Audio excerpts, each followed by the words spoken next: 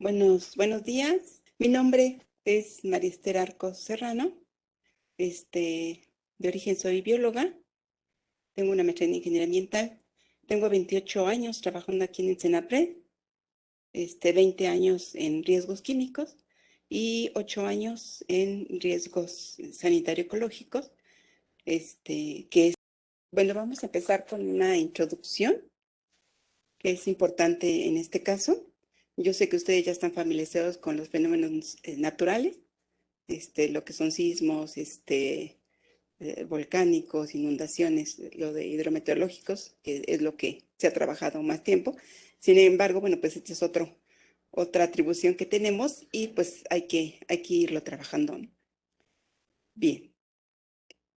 Esta primera diapositiva ya mi compañero Ángel les explicó mucho sobre el Atlas, pero bueno, me pareció interesante integrar esta lámina, en donde nos habla que este Atlas Nacional de Redes es un sistema integral de información sobre agentes perturbadores y daños esperados. Ajá. Resultado de un análisis espacial y temporal. Es importante pensar justamente que tenemos que hacer uno espacial, buscar el tiempo y el espacio, y bueno, nosotros sabemos que lo que georreferenciamos a nivel nacional, estatal, municipal, para poder empezar a generar esta información, ¿no? Y además es temporal porque con el tiempo, y sobre todo lo vamos a ver ahorita en el tema de riesgos sanitarios, la parte temporal es importante porque estos fenómenos son más cambiantes, ¿no?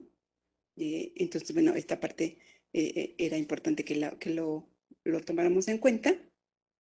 Y bueno, también nos habló él de peligro, vulnerabilidad, y grado de exposición, que son tres diferentes aspectos que debemos de tomar en cuenta para poder realmente llegar a identificar riesgos o peligros en nuestro ámbito, ¿no? de responsabilidad.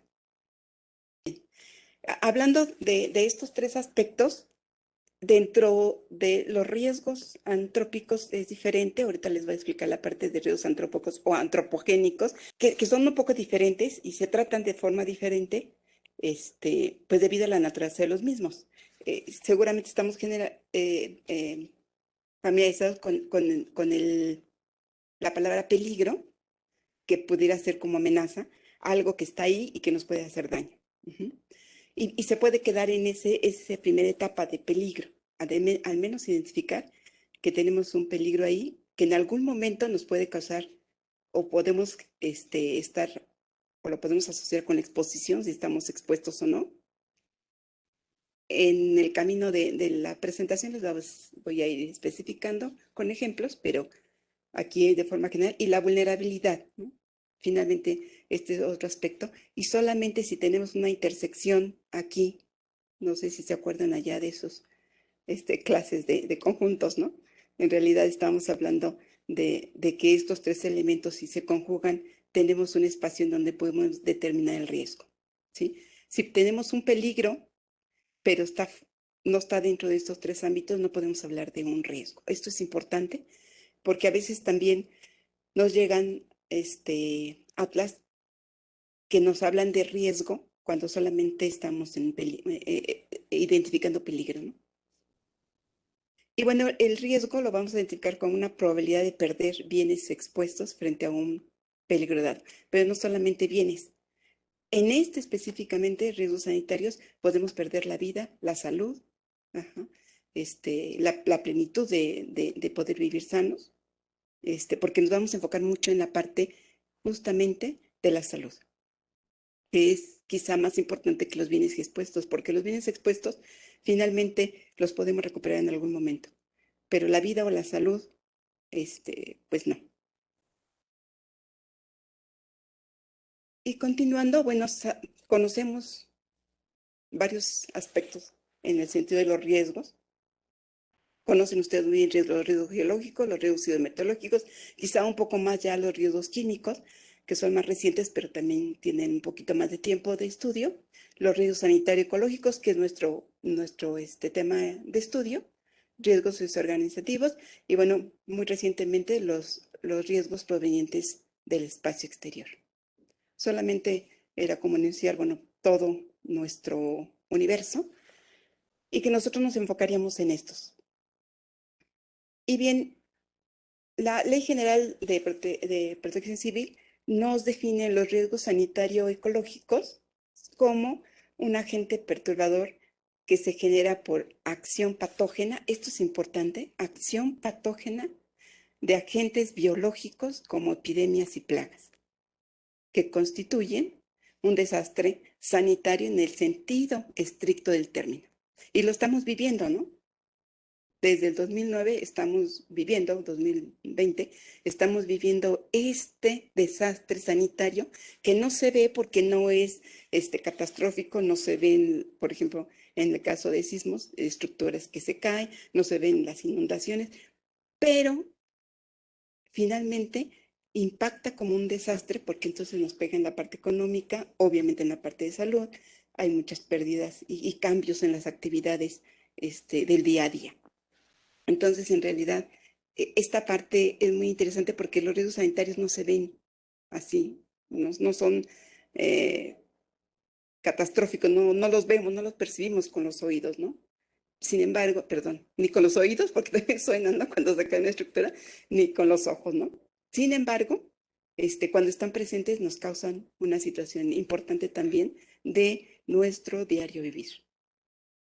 También la misma ley nos dice que también dentro de sanitarios ecológicos se encuentra la contaminación de aire, suelo, agua y alimentos. De ahí vamos a partir para poder ir desarrollando este tema, para enmarcarnos en esta ley, ¿no? Entonces, bueno, ya aquí no lo pone. Tenemos estos 6 aspectos. Son muchos aspectos que no son tan fáciles de evaluar, no son tan fáciles de estudiar, justamente por lo mismo, porque pueden estar invisibles, ¿no? A nuestros ojos, a nuestra lógica, muchas veces, ¿no? Está muy sensible. Y bueno, solamente así un poquito como un ejemplo de contaminación, desglosarla un poquito, pues aquí en la Ciudad de México, padecemos mucho de la contaminación de aire, ¿no? Pero también, por ejemplo, en Guadalajara, en Monterrey, que ya son ciudades grandes, empezamos a tener problemas de contaminación del aire que nos van a provocar efectos en la salud, ¿sí? Finalmente, si no estamos respirando un aire puro, vamos a tener problemas de salud, se van a afectar nuestros pulmones y bueno, pues ahí se pueden derivar otras cosas que voy a hacer como telenovela, a ratito las retomo.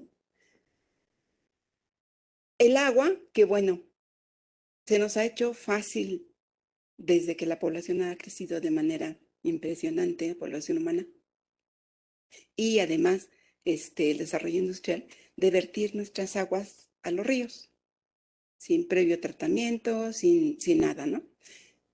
Esto va a causar un desequilibrio ecológico que ahorita les voy a comentar en qué consiste, pero finalmente estamos ensuciando nuestras aguas que ya para consumo humano no son aptas y la gente si no tiene agua potable y toma de estas aguas, también se puede enfermar, a lo que me refiero. Siempre, por eso se llaman sanitarios, porque siempre van a repercutir estos eventos o esas circunstancias en la salud. Tenemos la contaminación del suelo, que también nos lleva, si sembramos, por ejemplo, en un suelo contaminado, pues el producto de ese suelo nos puede enfermar. Después les contaré ahí otra anécdota interesante. Y la otra son la contaminación de alimentos. Pareciera extraño, pero aquí tenemos una variedad que el viernes vamos a ver este tema, que ya les platicaremos. Esto que se ve aquí es marea roja. Y la marea roja son microorganismos microscópicos que tienen toxinas. Ajá. y esas toxinas se acumulan generalmente en los moluscos bivalvos, como las almejas, el ostión, y cuando hay marea roja, pues se contaminan y no los podemos comer, ¿no? Porque nos podemos enfermar e incluso morir. Ahora bien, nos habían dicho al inicio de la presentación del curso que eran de origen antrópico y lo he comentado ahora, ¿no? La pregunta es, ¿por qué? ¿Por qué son de origen antrópico, ¿no? ¿Por qué, por ejemplo, las epidemias son de origen antrópico? O sea, ¿qué tiene que ver, no? Si son microorganismos biológicos y naturales, entre comillas, las plagas igual. ¿Cuál es la explicación a esto?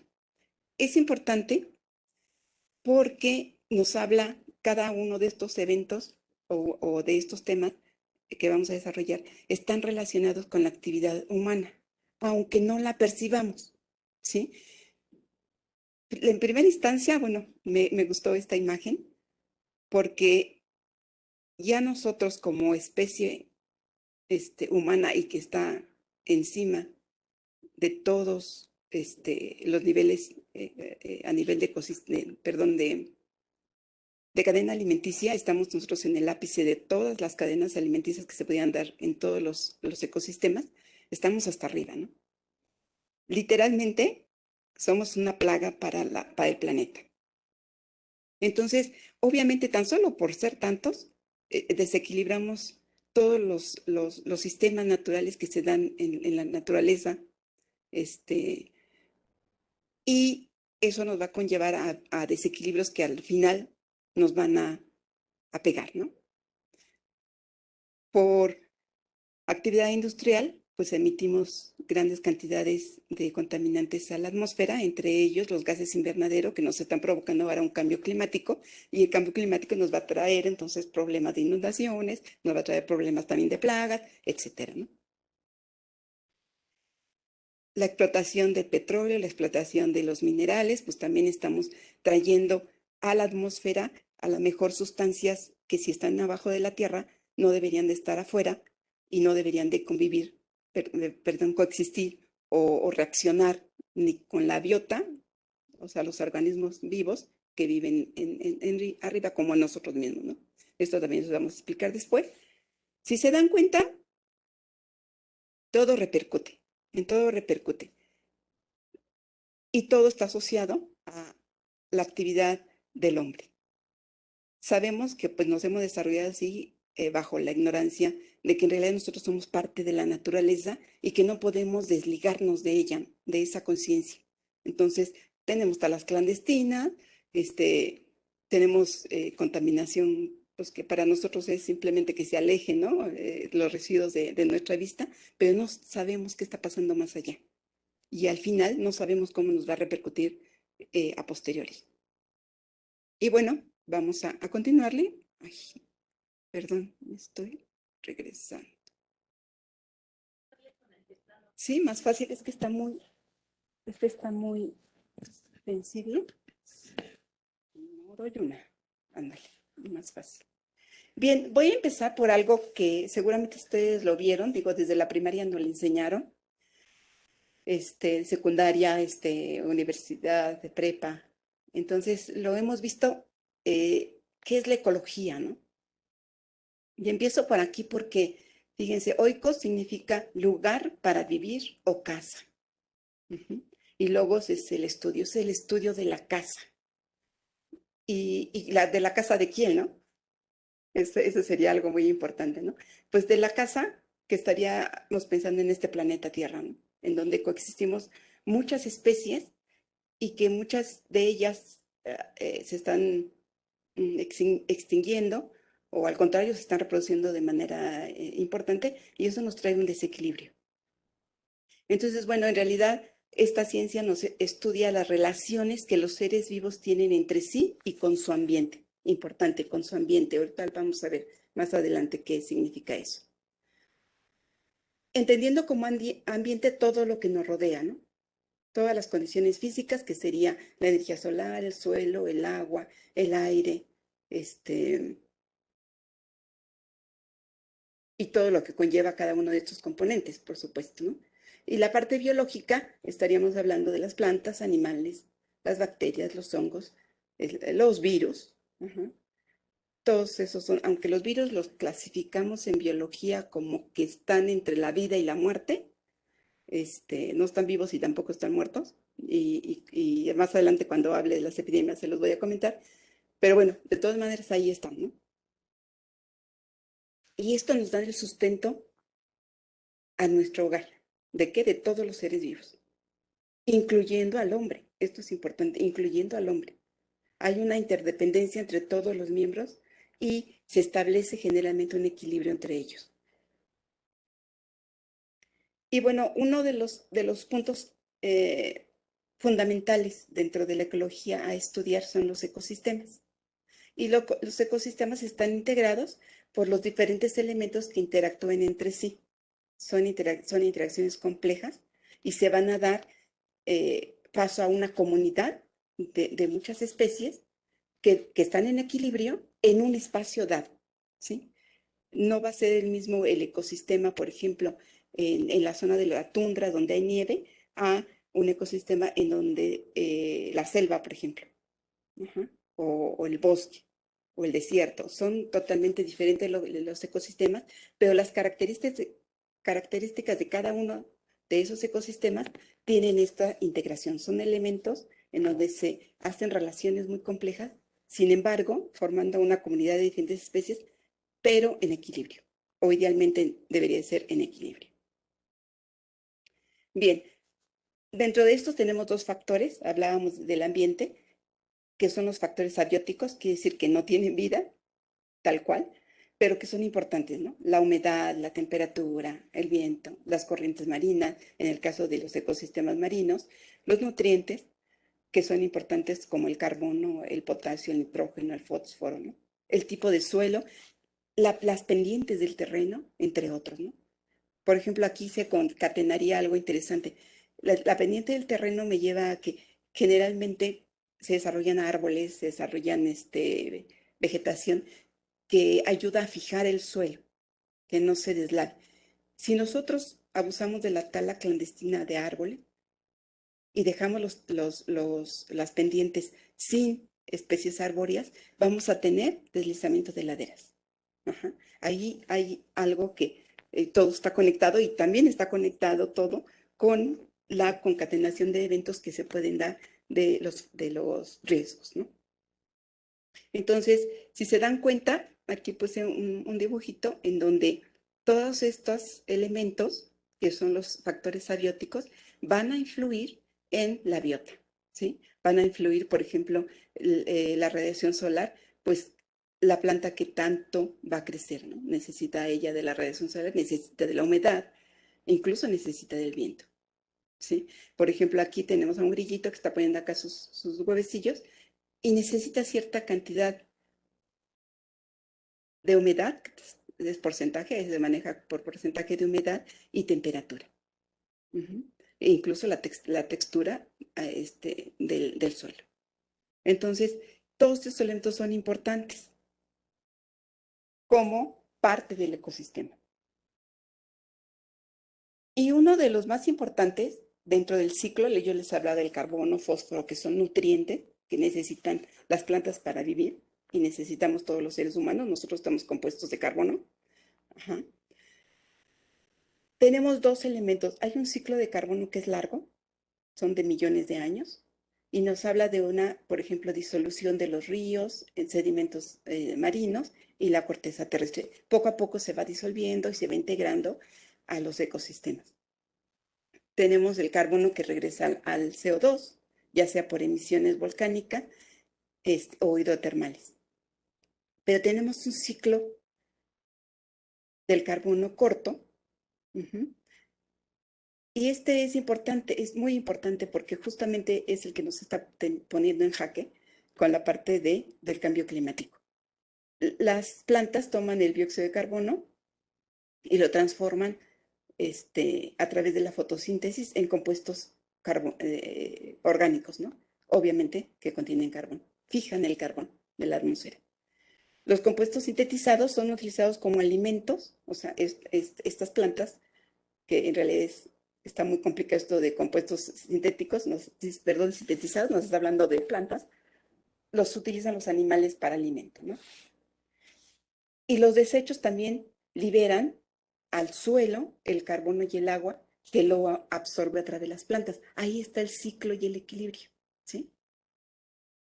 Y se regresa el CO2, que las plantas lo están absorbiendo, por descomposición de la materia orgánica y por la respiración natural de los seres humanos. Perdón, bueno, seres humanos, animales. Si se dan cuenta, este es un ciclo, ¿sí? La planta recoge el CO2 para poder producir, a través de la fotosíntesis, más biomasa. Los animales se comen esta biomasa como alimento y los desechos de los animales, se liberan al suelo y al agua y a la atmósfera el CO2. Y esto se repite, ¿no? Si este ciclo está en equilibrio, no tendríamos cambio climático o no tan acelerado como ahorita, ¿sí? En donde se están aportando grandes cantidades de CO2 a la atmósfera, más de los que las plantas lo pueden absorber. Entonces, queda mucho CO2 libre y este CO2, junto con otros compuestos que después mi compañera nos va a hacer favor de platicarnos, causan ese efecto invernadero que es como si nos pusiéramos una cobija o dos cobijas cuando hace calor. ¿Sí? Imagínense, pues lo que queremos es aventarlas, ¿no? Bueno, pues esto suena como la cobija del planeta que nos está calentando. Pero eso, 0.5 grados, es muchísimo para el desequilibrio este, de muchos de los ecosistemas. El ciclo del agua obviamente es muy importante. El agua ha sido el agua desde que la Tierra se creó, la Tierra se formó. No cambia, es la misma, simplemente se está reciclando. Ujú. Por evaporación se va a la atmósfera. Ujú.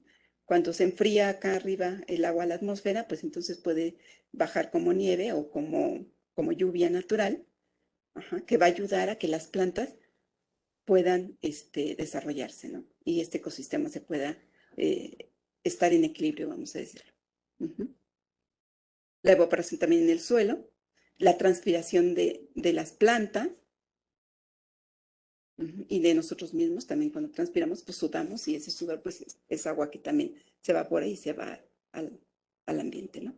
Y cae y va hacia los ríos, incluso llega a las aguas subterráneas, ¿no?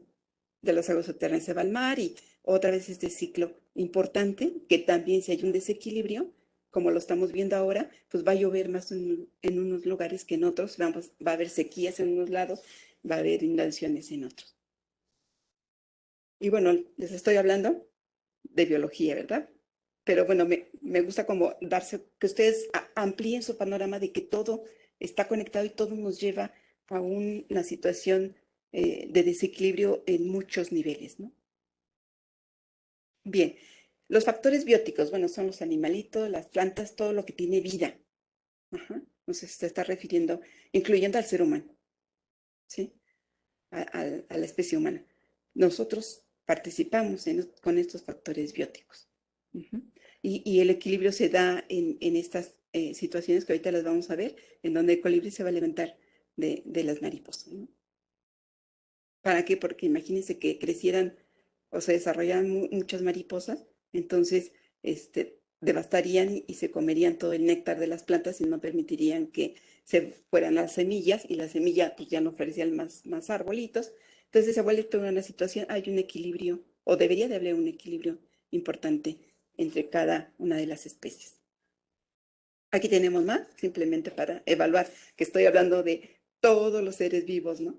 En todas sus manifestaciones. Ahora bien, les voy a platicar cómo se relacionan dentro de este ecosistema, cómo se relacionan, y esto se le llaman relaciones interespecíficas. Tenemos algo que se llama mutualismo. Este mutualismo son dos especies diferentes que conviven entre sí y las dos se van a beneficiar de esa relación.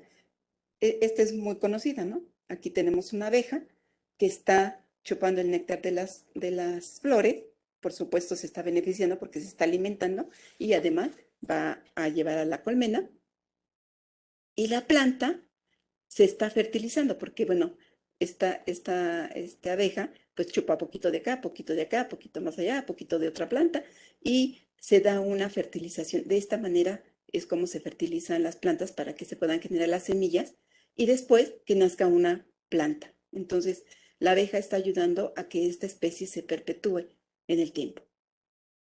El comensalismo, se da en donde una especie se va a ver beneficiada y la otra no. Aquí estaríamos pensando, estos son cuervos, ellos son carroñeros, y son importantes los carroñeros, a veces no nos gustan, pero ellos son los que limpian los residuos que quedan. Aquí, por ejemplo, el león, pues ya se dio el festín, pero todo el residuo que queda de esta especie que fue comida, no sé si por un león o por una hiena, por ejemplo, este, se queda y los carroñeros se benefician de lo que el león que dejó, ¿no? Y son limpiadores para que todos estos residuos que quedan se vayan integrados otra vez a la naturaleza. Para nosotros esto sería basura, ¿no? De hecho, lo mandamos al cesto de la basura. No, en la naturaleza todo se recicla, todo se ocupa y todo vuelve otra vez a su ciclo normal o natural. La competencia. En la competencia son especies que se alimentan de lo mismo y por lo tanto van a competir por el alimento. El lobo es carnívoro, el oso polar es carnívoro, este, este es un tigre blanco, ¿no? Aunque bueno, estos no conviven mucho, ¿no? Pero estos sí. Entonces, estos van a tener competencia en cuanto a alimento. Y por lo tanto, pues, si no hay mucho alimento, pues se tiene que regular en cuanto a su reproducción, se regula, eh, no crece mucho su población, ¿no? Tenemos la depredación, en donde pues uno de los animalitos se come al otro, ¿no? Aquí obviamente pues el que sale perdiendo es el que es comido, ¿no? Este, y nos vamos a la parte del parasitismo. Ajá. El parasitismo también son especies que eh, se alimentan, pero totalmente de otra especie, ¿no? Aquí son los pulgones, ¿no? Que están aquí sobre este otro. Y literal se los comen. La base de las epidemias está en esta relación, en el parasitismo, que una especie vive a expensas de otro. Uh-huh. Entonces, ahorita que termino la introducción, vamos a estar hablando un poquito más de este punto que es importante, ¿no? Todas las especies tienen sus parásitos naturales. Uh-huh. Todas las especies. Cuando de alguna manera se rompe el equilibrio, bueno, déjenme explicarles antes de eso. Este, se llama cadena alimenticia. Esto es importante porque los productores es lo que hay más, ¿no? Es la base de la pirámide en donde estaríamos hablando, por ejemplo, que son 1000 kilogramos. Vamos a pensar en un número, ¿cómo se llama? Hipotético, ¿no? Pero son los vegetales, son los primeros productores que proporcionalmente son más en cantidad, ¿no? Más número en población. Después vienen los herbívoros, que se alimentan, puede ser de los frutos, de las flores, de las hojas, ajá, de las raíces. Son menos proporcionalmente y si se dan cuenta, la proporción son de un dígito, ¿no? Después vienen los consumidores secundarios. Los consumidores secundarios, pues también se reducen en un dígito. Estos se van a comer a estos. Y ya los consumidores terciarios, pues son todavía menos. Uh-huh. Estos se van a comer a estos y a lo mejor estos también se pueden comer a estos de acá abajo, ¿no? Generalmente son carnívoros. Esta sería un equilibrio normal, vamos a decir, para un ecosistema. es un equilibrio normal. Cuando se rompe este equilibrio es cuando vamos a tener problema y vamos a tener entonces los riesgos sanitarios, ¿no? Ese es otro ejemplo de las relaciones que se dan. Aquí la gráfica en azulito es el número de liebres y en rojo es el número de linces. Si se dan cuenta, siempre los linces están en menor cantidad. Esta es una gráfica de 1850 hasta 1925, ¿no? Fue tomada de esta página. Y esto es interesante. Imagínense que se reprodujeran más los linces, más que los conejos. A los linces no les conviene porque si no hay conejos, ellos también se mueren. Uh-huh. Entonces, los conejos se reproducen cada mes, ¿no? Cada mes tienen sus crías y a veces tienen más de 10 crías. Los linces tienen una y creo que son 2 veces al año. Entonces, imagínense, la reproducción es mucho menor. Pero si fuera al revés, entonces, ¿qué pasaría? Pues habría muchos linces y se van a morir de hambre. Ajá. Pero también si hubiera mucho menos, entonces habría una plaga de conejos. Y los conejos, como son herbívoros, pues entonces estarían pegándole y diezmando a los productores. Ujú. Bueno, van a decir, ¿por qué me estás diciendo todo eso? Ahorita les digo por qué.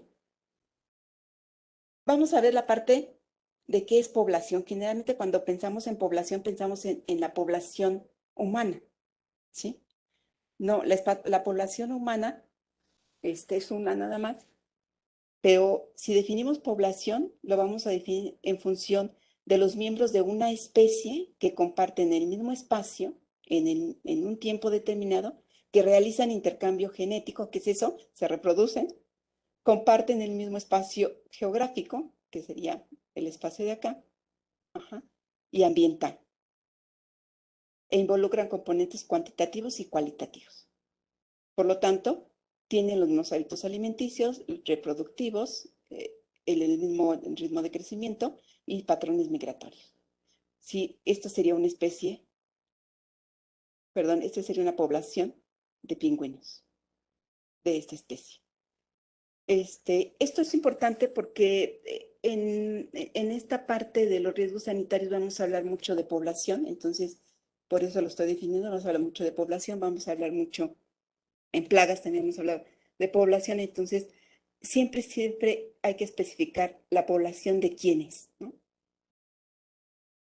Si es población humana, si es una población hablando de plagas, por ejemplo, de ratones, de ratas, ¿no? De cucarachas, etcétera. Entonces, este concepto de población por eso es importante. Ahora bien, tenemos el concepto ya de desequilibrio ecológico, ¿qué va a ser? El desequilibrio ecológico va a ser un cambio irreversible en las características físicas, químicas o biológicas, hablando de los animalitos, del ambiente natural, como consecuencia del rápido crecimiento poblacional de alguna de las especies, ajá, que aquí estoy hablando de la población humana, porque lo estoy ya concatenando de por qué son antrópicos, el rápido crecimiento de la población humana, los patrones de consumo, ¿sí?, que han propiciado la explotación de los recursos naturales, aunado al desarrollo industrial y económico. Ajá. Entonces, ese desequilibrio es cuando ya, literal, el hombre interviene. No me gusta decirlo, pero no, perdón, el hombre, la humanidad, ya hablando de que ya no podemos decir hombre, sino tendría que decir hombre, mujeres y niños, ¿ya? Pero la humanidad, la especie humana, contribuye grandemente a este desequilibrio. Y bueno, pues nos puede pasar esto, nos puede pasar esto y nos puede pasar esto. Quizá mucha gente nos podemos preguntar, ¿qué tiene que ver el desequilibrio con una enfermedad? Por ejemplo, ahorita el COVID, ¿no? ¿Qué tiene que ver las enfermedades con el desequilibrio y con el que este sea un evento antrópico o antropogénico?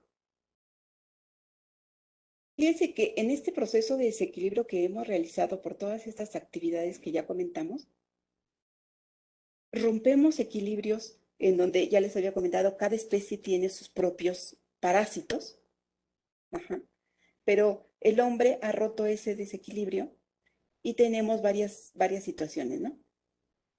Por ejemplo, hablando del COVID, la hipótesis es que es un virus comúnmente en los murciélagos y ya a los murciélagos no les pasa nada, ¿no? Ya lo tienen normal, reservorio, ya hicieron anticuerpo y a ellos ya no les pasa nada. Y que a través de un salto de este virus a otra especie, que es el pingolín, digo, esto todavía está como hipótesis, y el pingolín, que es parecido al armadillo, imagínense un armadillo más chiquito, uh-huh, es más pequeño, pues se lo comen los chinos. Ajá. Son especies que son exóticas que los chinos consumen muchos animales silvestres. Si no está bien cocido, si puede sobrevivir el virus, entonces, bueno, pues el hombre lo pasa al hombre, ajá, y de ahí puede ser que se quede ahí, pues, bueno, se contagian nada más 5 o 6 personas y ya. Pero puede ser que se adapte el virus para después irse contagiando a más gente. Ajá.